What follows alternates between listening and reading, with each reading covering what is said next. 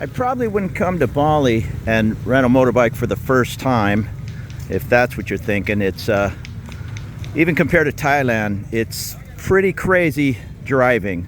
There's not a lot of rules as far as the roundabouts and red lights. It's more a free-for-all. So keep that in mind if you're thinking of renting a motorbike for the first time.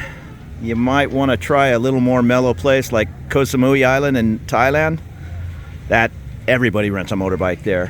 Where here, you might be better off just sitting on the back of a motorbike on a grab ride or sitting in a grab car. Even a lot of the sidewalks are used for motorbikes.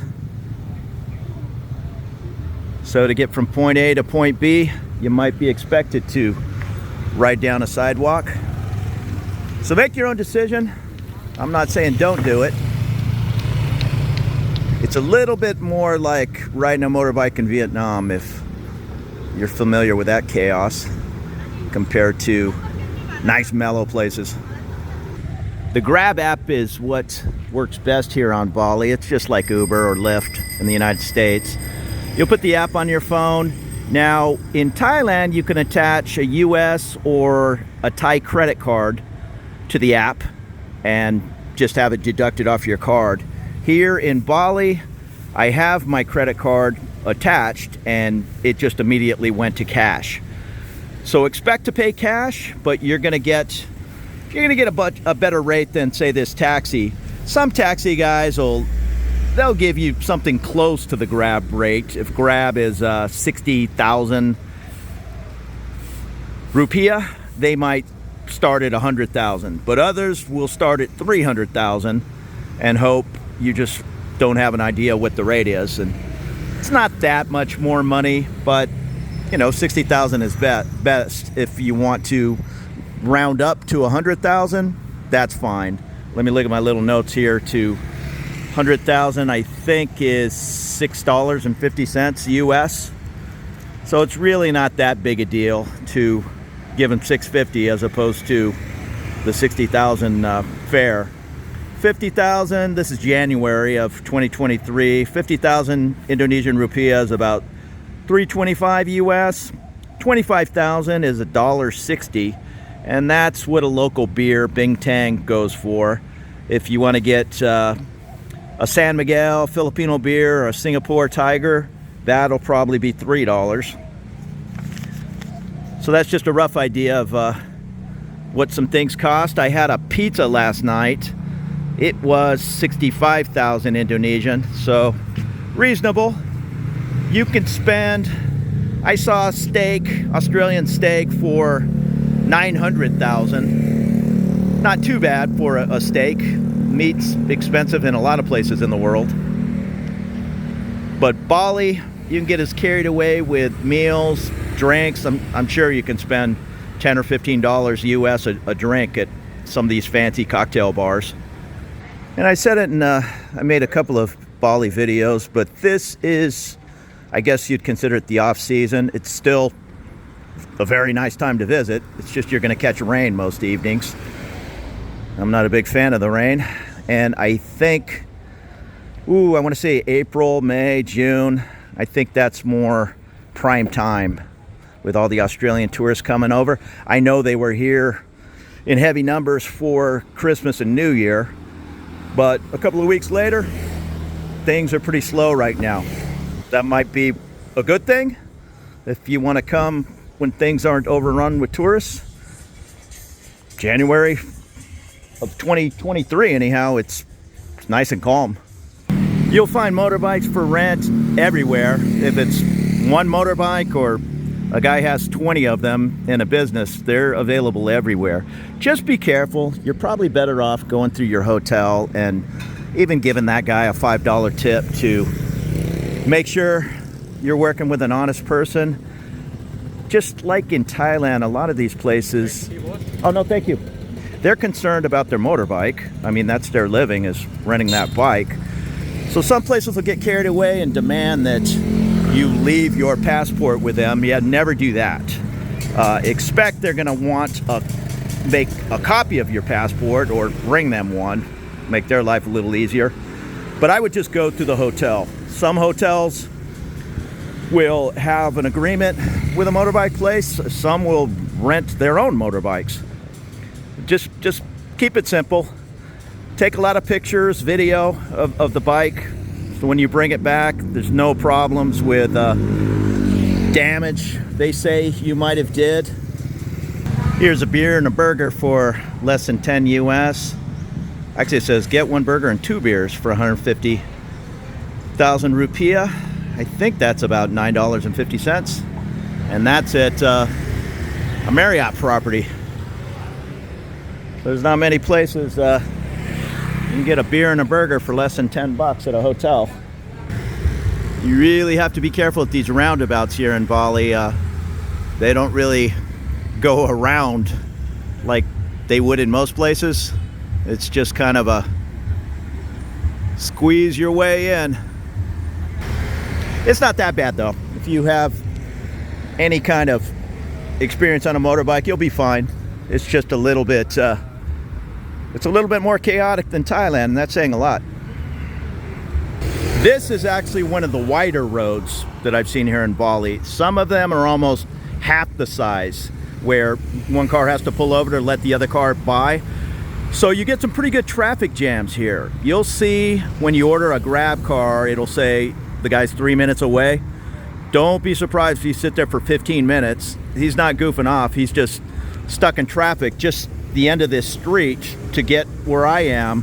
When things get busy, could take over 10 minutes. And if your car is coming from 2 kilometers away, well, you're gonna wait. So these guys they're looking to get that fare. They're not, off parked somewhere. They're just sitting in traffic. But the app will say they're 2 minutes away because it's going by the distance, not so much the traffic. And if you're under the impression, like I was, that Indonesia is primarily a Muslim country, I was corrected that Bali's mostly Hindu. But yes, Indonesia in general is Muslim, but there's no shortage of bars or alcohol available in any of the mini marts. So don't worry about coming on vacation and not being able to have a cocktail here on Bali or anywhere in Indonesia. It's readily available. It's early, it's not even 6 p.m. so this place will fill up. Like when I walked by last night, it was just packed. It's Stark, a craft brew. Looks like they have a couple of microbrews going on in there, and they had a band playing. Here's the map of Bali, and we're down here in Denspar. This is the main tourist area. I'm here in Kuta, and I walked up here to, I called it Legend. It's Legion Beach, Legion. And this Canggu is another, if I'm pronouncing it correct, is another tourist hotspot. Some good mellow surfing waves here. Out here, I think, is the pro stuff, when those waves just get crazy on the reef. If you want to check out the entire island, I had a cab driver quote me 800,000, which is about 55 US dollars. And he said that was for the day. He'd drive you around and check out temples on top of mountains, all that kind of thing. Wasn't much of an interest to me, but keep that in mind if you want to rent your own taxi for the day and have them take you to all the tourist hotspots. It's really affordable. As you're walking down the street, every one of these groups of guys is going to ask you if you need a taxi or a ride somewhere, or they might offer other services. They're just trying to make a buck. I just politely say no thank you. They throw me a smile and off I go. I see other people maybe a little frustrated, because it will happen every 30 seconds, just ignoring them or frowning at them. There's no need for that. Just politely say no thank you, and everybody will be happy. These guys are just trying to make an honest living. Now this is what appears to be a somewhat fancier restaurant, Wagga Wagga. It's kind of nice. Sit here, have a nice beer. Hi. I took a quick look at the menu. Everything is super competitive. I mean, maybe because it's the off season, but she said during happy hour, I believe it went till 9 p.m., I think, that you get a free glass of wine with every entree you buy. I'm sure you could get a free beer if wine wasn't your thing. And I saw, I'm not sure what kind of meat it was, maybe Australian, 500 Indonesian, probably for a small 8-ounce cut. I was just looking right at the steak.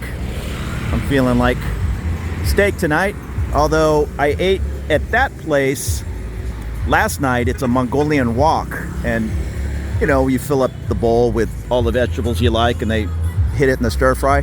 I think that was about $3 US, so not bad. And they had music going on this stage. This is out in front of the where the Sinopolis is, the Lipo Mall. Little food court area. There's Mr. DIY. That's the Home Depot of Southeast Asia. I'm familiar with Mr. DIY in Bangkok and can't go anywhere without finding a Starbucks. Well, that's a really good deal. 100,000 Indonesian for 5 beers in a bucket. That's about $6.50, $7 US. Here's giant fishbowl cocktails, 230 Indonesian. I don't know if that's a good deal or not. Maybe if it's 4 drinks, it is. This is here at the Brazilian Aussie. I ducked inside Stark. I'm gonna get me just a small thing of ribs. It's only 6. Maybe I'll eat again at like midnight. It was 130 Indonesian for ribs. I think a half a rack and a salad. So that is $6, $7, $8 or $9. I'll take it.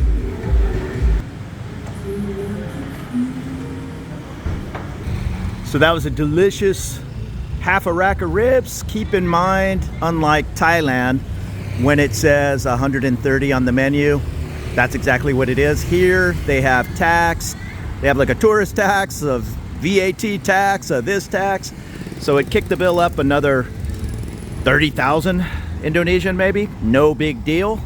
It's just I've ordered half dozen meals now. I haven't paid attention. So there is a little bit of tax on there. Again, no big deal on, it made my meal $1 extra. But if you're out ordering $50 steaks, it could kick it up a bit more than you're expecting.